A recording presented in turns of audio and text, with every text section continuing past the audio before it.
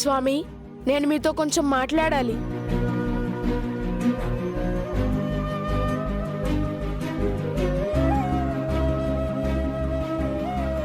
చెప్పు బాబు. ఏం చెప్పాలి? ఏదో మాట్లాడాలన్నావు కదా. నేను మాట్లాడతానన్నది మీతో కాదు, ఆంజనేయ స్వామితో. చూడు బాబు, స్వామి నేరుగా ఎవరితోనూ మాట్లాడు. మనస్ఫూర్తిగా దండం పెట్టుకుని నీ బాధ కష్టం ఆయనతో చెప్పుకుంటే తీరుస్తాడు. నాకు స్వామికి ఉన్న సంబంధం మీకు తెలియదు పూజారి గారు.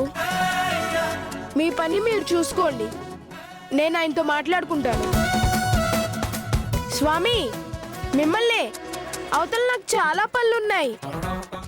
నాకు ఒక విషయంలో వివరాలు తెలియాలి. మీరు త్వరగా వస్తే తెలుసుకుని వెళ్ళిపోతాను. తప్పు బాబు, స్వామిని అలా పిలవకూడదు. ఆయన రాడు. నీ మనసులో సంకల్పం చెప్పుకో చాలు, ఆయన తీరుస్తాడు. పూజారి గారు, చెప్పాను కదా, ఆయనతో నాకున్న అనుబంధం వేరు. మొన్న నేను పిలవకుండానే మా ఇంటికి వచ్చి నాతో మాట్లాడారు. ఇప్పుడు నేను నేరుగా ఆయన దగ్గరకు వచ్చి పిలిస్తే ఎందుకు రారు? నన్ను డిస్టర్బ్ చేయకుండా మీరెళ్ళి మీ పని చూసుకోండి స్వామి.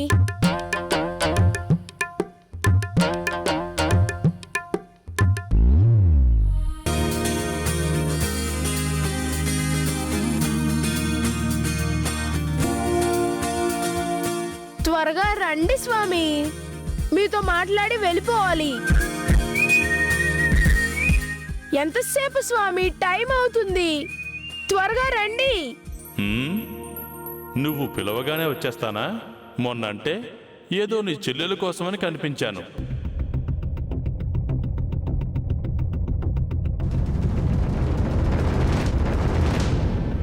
దండకం చదివావు కదా. నన్ను మనస్ఫూర్తిగా ధ్యానం చేసే కొంతమందికి మాత్రమే, పెద్దవారి కంటే ఎక్కువగా పిల్లల కంటికే కనిపిస్తాను.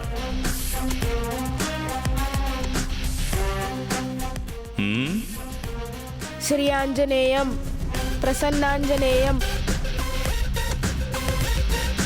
ప్రకీర్తి ప్రదాయం భజే వాయుపుత్రం భజే వాలగాత్రం భజేహం పవిత్రం భజే సూర్యమిత్రం భజే రుద్రరూపం భజే బ్రహ్మతేజం బటంచున్ ప్రభాతంబు సాయంత్రం ఈ నామ సంకీర్తనలు చేసి నీ రూపు వర్ణించి నీ మీదనే దండకం బొక్కటించేయని ఊహించి నీ మూర్తిని గాంచి నీ అందము నుంచి నీ దాసదాసుండనై రామ భక్తుండనై నిన్నునే గొల్చెదన్. నా మొరాలకించితే నన్ను రక్షించితే అంజనాదేవి గర్భాన్వయ్యా దేవా నిన్నెంచ నేనెంత వాడన్.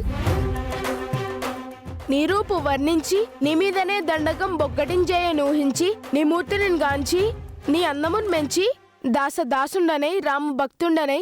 వీడు మామూలోడు కాదు, గట్టి పిండమే. కనపడందే వదిలేలా లేడు, తప్పేలా లేదు. జై శ్రీరామ్. అమ్మా, అలాంటి వాళ్ళది నిజమైన ప్రేమ కాదు, అది వ్యామోహం. ఎగ్జాక్ట్లీ చిన్నత్త, నిజంగా ప్రేమించుకున్న వాళ్ళు అలా చేయరు. ఎంత మనసు విరిగిపోతే కన్న కూతుర్ని పట్టుకొని మా దృష్టిలో చచ్చిపోయా ఉంటుందా తల్లి? అది సరే అమ్మా, తన కూతురుతో తన మాట అనేటప్పుడు ఆమె మాటల్లో వ్యథ, కళ్ళల్లో బాధ గమనించావమ్మా? పెద్దబాబుకు బర్త్డే విషెస్ చెప్పు కూడా వెళ్ళాం కదా. ఊరికే ఎలా కాలిపోతుంది? మంట పెడితేనో పడితేనో తగలబడుతుంది.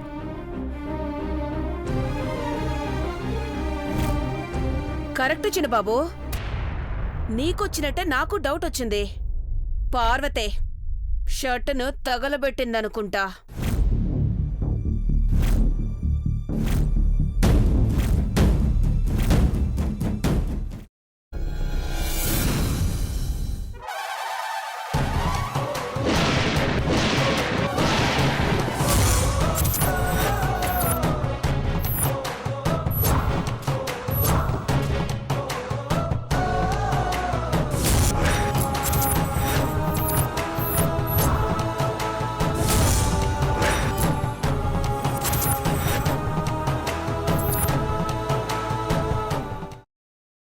తర్వాత పొట్టు తీసేసి చాప్ చేసి పక్కన పెట్టుకోవాలి.